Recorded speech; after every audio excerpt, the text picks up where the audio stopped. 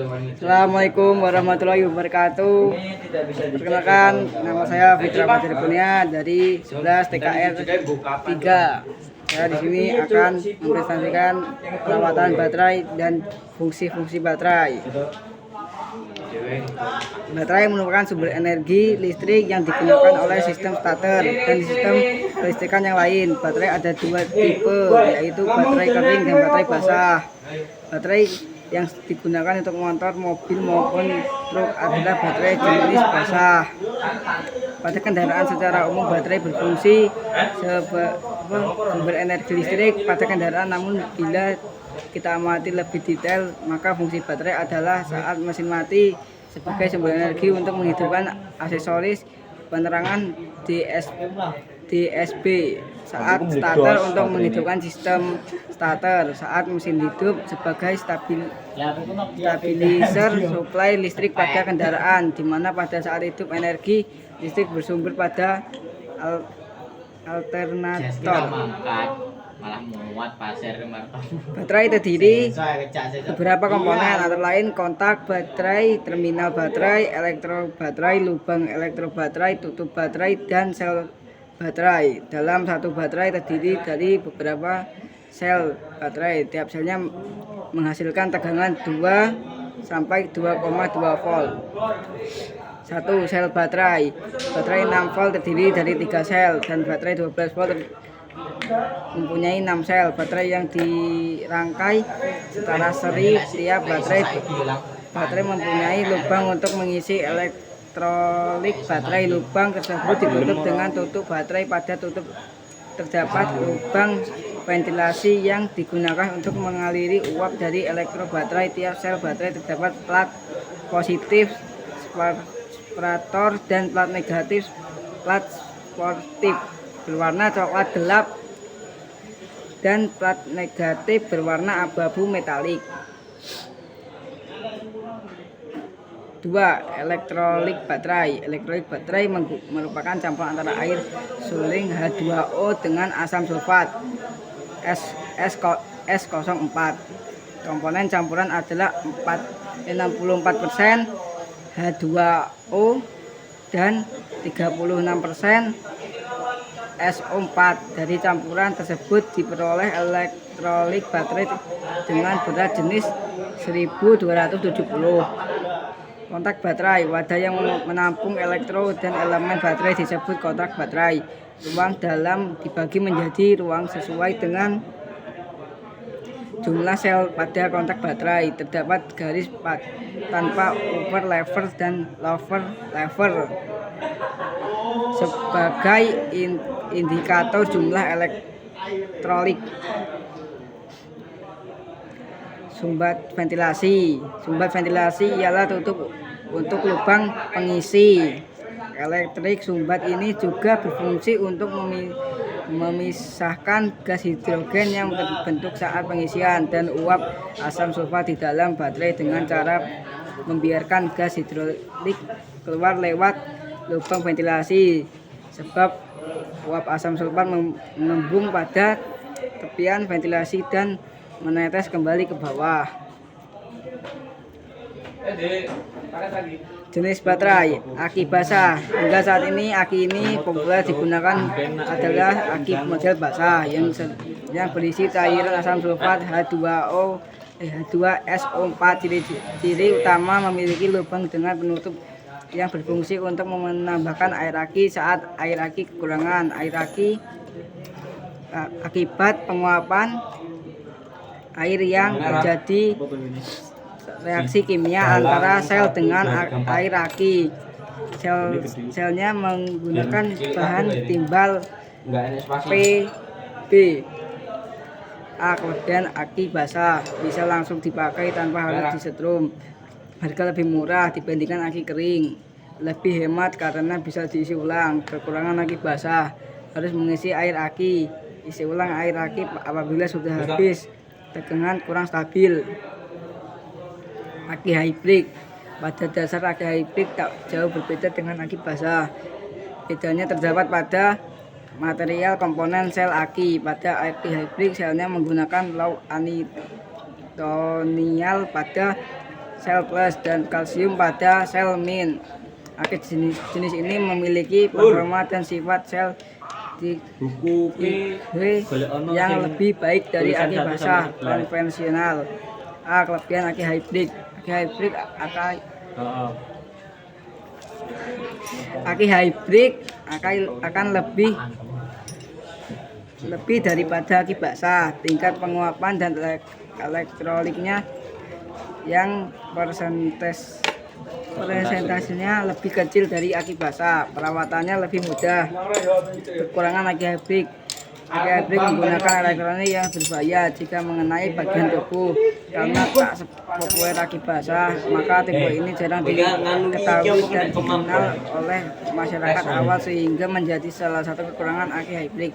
Jarang ditemui di bengkel, menjadi salah satu bentuk kekurangan aki hybrid, mengingat konsumen tersebut dianggap bahwa tipe ini banyak diminati oleh konsumen. A. Aki kalsium. Kedua, sel baik plus maupun min menggunakan material kalsium. Aki jenis ini memiliki kemampuan lebih baik dibandingkan aki hybrid.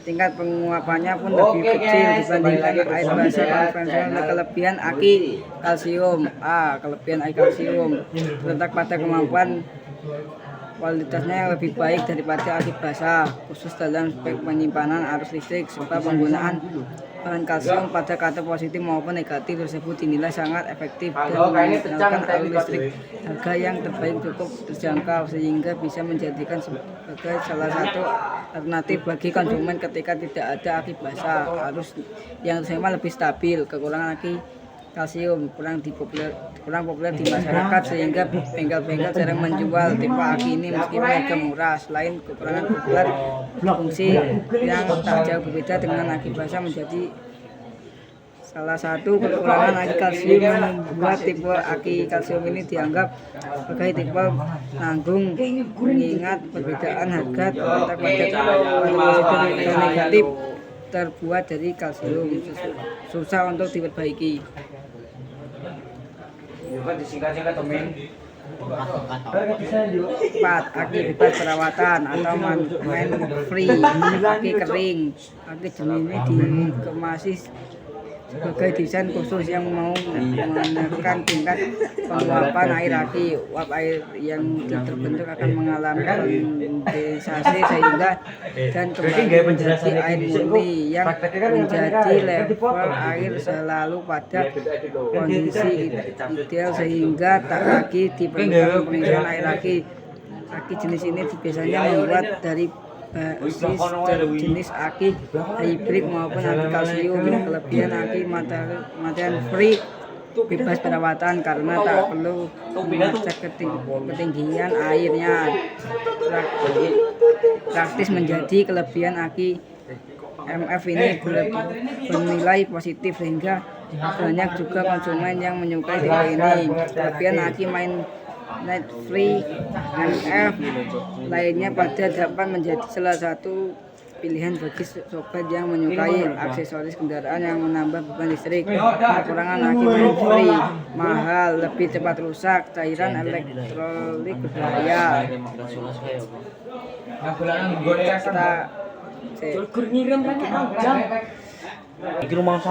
Kita akan menjelaskan cara perawatan aki basah. Yang pertama, kita lihat pada kotak aki ini terjadi kebocoran atau belendung atau tidak.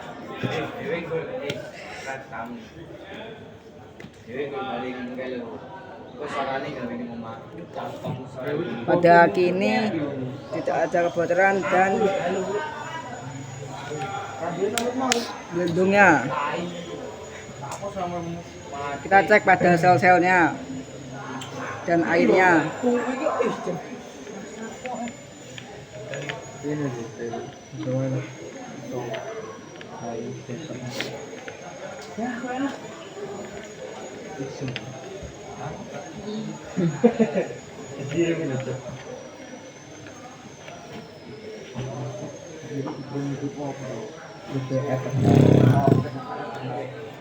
Selanjutnya kita akan mengukur jenis elektrik pada aki ini.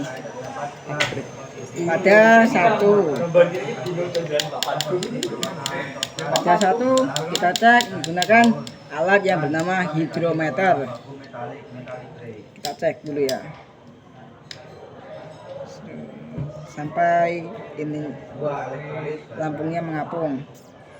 Elektrolit baterai merupakan campuran antara air guling H2O dengan asam sulfat. Dan ini lampunya pada warna merah sudah tidak layak pakai dan pada angka 1100, artinya air ini harus diganti. 1,270 juga kotak baterai. Lalu kita cek pada sel nomor 2.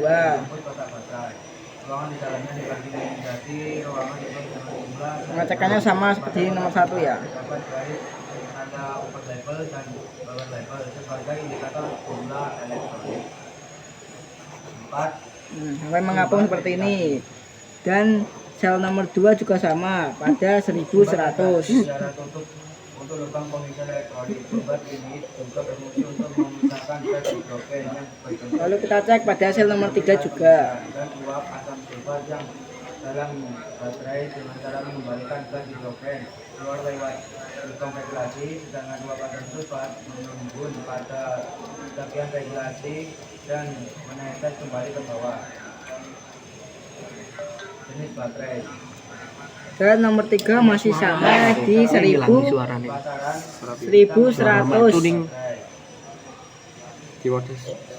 baterai atau aki. Nomor 4 juga kita cek dulu. Dan lebih ada lagi jenis-jenis aki sebagai berikut. 1. Aki basah. Hingga saat ini Dan masih sama. Nomor 4 pun berat jenisnya 1100.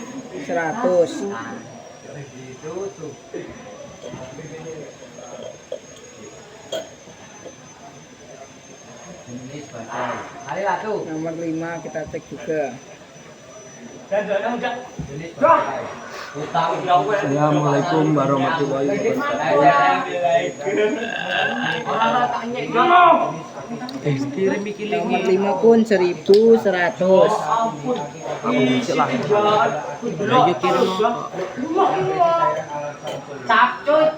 H2S04 itu utamanya lubang dan menutup aku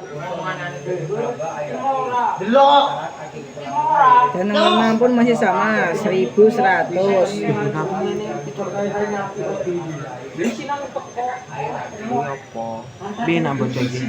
Lalu kita pasang kembali. Saya akan memberikan materi tentang baterai. Baterai merupakan sumber energi listrik. Saya di sini akan menjelaskan fungsi dari alat hidrometer. Jika saat dicek, saat lampu ini naik, airnya berada di warna merah, artinya sudah tidak layak pakai ataupun harus diganti.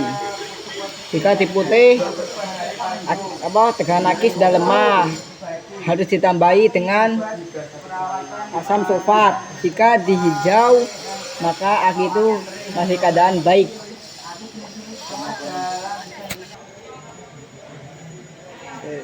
Jadi air pada aki ini harus diganti karena sudah tidak layak pakai.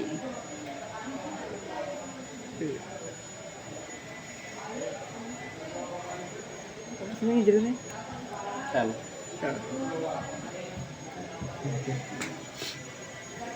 Kita lihat sel-selnya pada aki ini.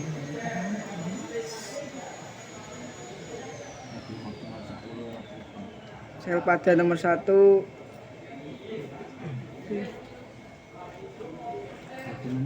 masih bagus.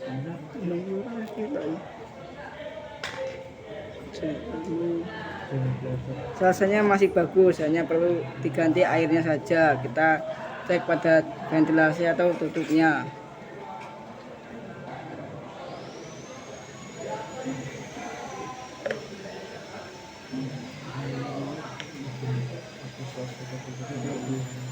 Ini bagus.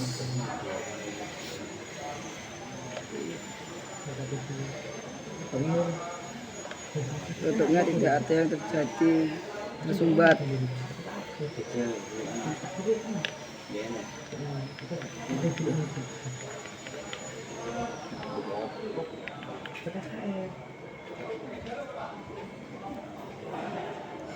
Lalu kita cek pada terminalnya apakah terjadi, apakah kotor atau tidak. Jika kotor, kita bersihkan menggunakan sikat kawat ataupun amplas. Ini tulang jelas ya.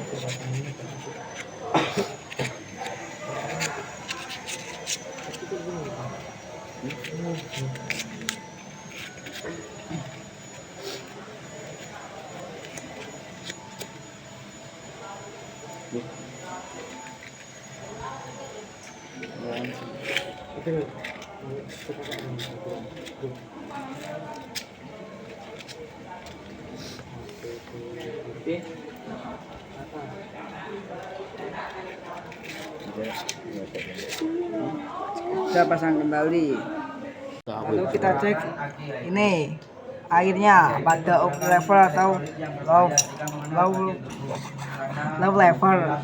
Kita cek, dan ini airnya di atas upper level, artinya kepenuhan. Ini harus dikuras, tapi karena ini airnya sudah tidak layak pakai, kita ganti saja airnya.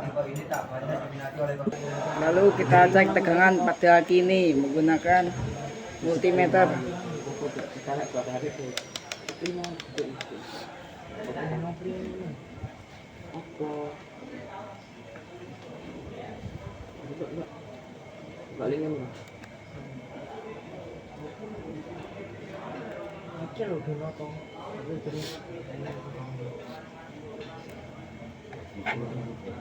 Tegangannya sangat lemah.